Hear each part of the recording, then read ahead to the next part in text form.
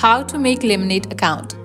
Let's get started. Firstly, make sure you have already downloaded Lemon8 app on your device. If not, you can head towards App Store or Play Store and download the app. Once completion of its download process, launch it. Now select your date of birth.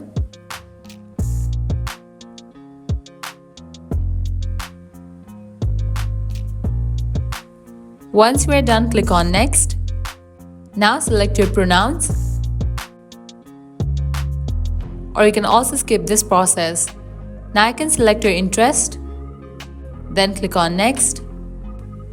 Now you can select these options to create your account: Apple ID, Google, email, Facebook, TikTok or X.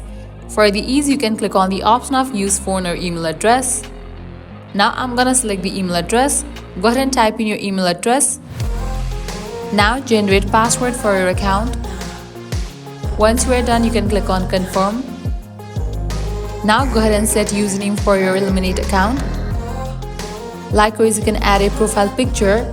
Click on this plus icon and do that. Then click on next. With that, your account has been created. So this way you can easily make your Lemon8 account. At the end, if you guys find this video helpful, don't forget to like, share and subscribe to our channel. Thanks for watching.